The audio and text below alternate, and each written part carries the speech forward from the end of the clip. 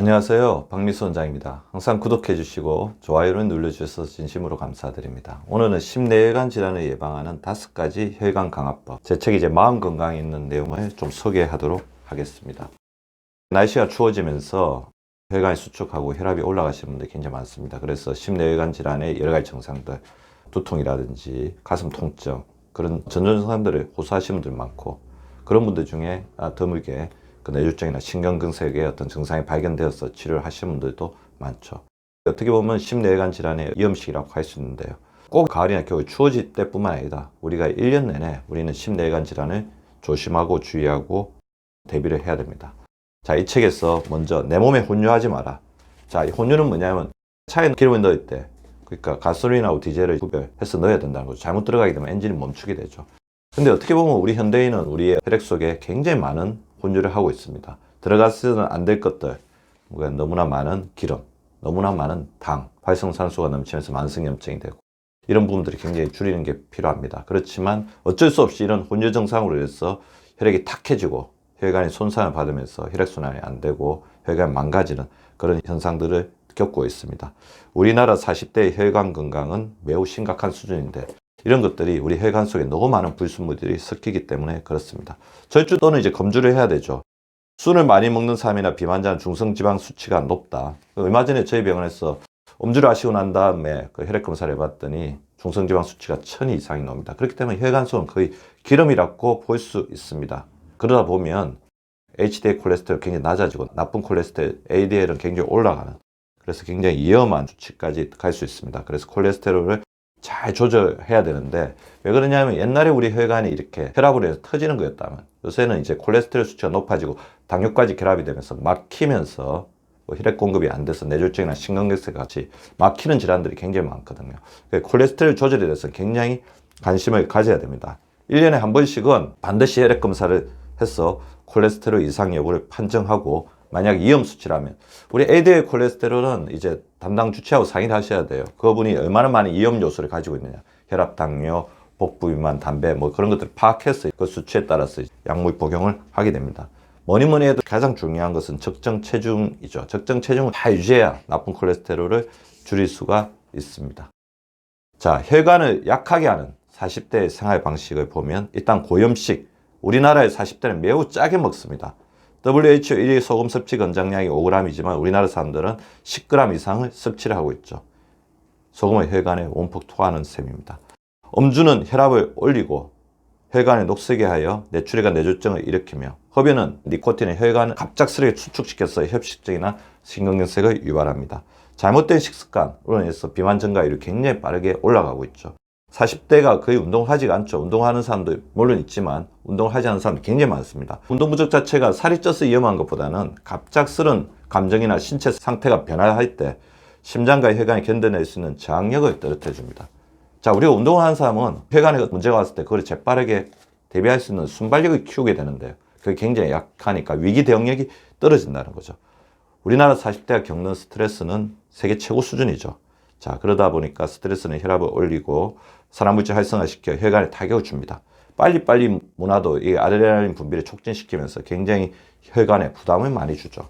그다음 민감한 성격, 다혈질이나 꼼꼼한 성격 둘 다 혈관에 악영향을 미친다. 우리의 둔감한 성격, 약간 원만한 성격이야말로 혈압을 떨어뜨리는 첫 번째 조건이라고 되어 있습니다. 그래서 여기에 혈압을 높이는 7가지 생활 습관을 보시면, 비만이 한 5에서 20, 짜게 먹는 게 2에서 8, 움직이지 않는 게 4에서 9, 다 합치면 거의 한 40에서 50 정도의 혈압 조절 요인이 되거든요. 이 7가지 잘 조절하면 우리가 혈압 자체가 올라가면서 혈관이 약해지는 것을 막을 수가 있다는 것입니다. 자, 우리가 건강 성공자를 위한 혈관 건강법, 자, 5가지를 제가 말씀을 드리겠는데요. 콜레스테롤 수치 저하법. 혈관에 콜레스테롤 덩어리가 붙은 것을 플라크라고 하죠. 플라크로 인해 혈관이 좁아지는 병이 동맥경화증입니다. 동맥경화증을 예방하려면 혈중 콜레스테롤 수치를, 총 콜레스테롤은 200 이하, 나쁜 콜레스테롤 수치는 160, 그리고 위험 요인이 있는 사람은 130, 그리고 당뇨병이나 조금 더 주의해야 될 사람 100 이하까지 낮춰야 되는데, 이거는 담당 주치의하고 상의를 해야 됩니다. 그래서 고혈압이나 당뇨, 흡연, 비만 등 위험 요인이 있고 가족력이 있다면 100 이하까지 낮추는 노력을 해야 될 것 같고요. 혈관 탄력성을 유지한다. 혈관이 탄력이 있으면 위험 요인이 있을 때 그 부분에 대응을 할 수가 있습니다. 근데 탄력이 없으면 어떻게 되겠습니까? 딱딱하게 굳어있는 상태로 큰 충격을 받겠죠. 혈관 내부를 둘러싼 탄력 섬유가 느슨해지고 뒤로 밀려 볼록 튀어나온 뇌동맥류는 뇌출혈의 주요 원인 인자입니다. 뇌동맥류 예방을 위해서는 혈관 내벽을 약하게 하는 고혈압, 흡연, 음주, 활성산소 등을 조절해야 되고 스트레스에 대해서 민감하게 반응하는 우리의 성격적인 부분들을 잘 조절해 주셔야 됩니다. 그래서 제가 항상 이야기하는 천천히 생활법, 거꾸로 살기법 그런 부분들 좀 주의를 하시는 게 좋을 것 같고요. 그 다음에 혈압을 저하를 해야 되는데요. 나이가 들면 어쩔 수 없이 혈압이 올라간다고 생각하지 말고 120에 80 이하로 혈압을 유지하는 노력을 게을리 하지 않으시기 바랍니다. 자, 혈압을 안정시키기 위해서는 과도한 흥분을 조절하는 것이 필요합니다. 다혈질이거나 완벽주의라면 성격을 둔감하게 만드는 노력을 기울이십시오. 느리게 살기, 욕을 듣더라도 꼭 참아보기, 지하철 한 대 그냥 보내기 등.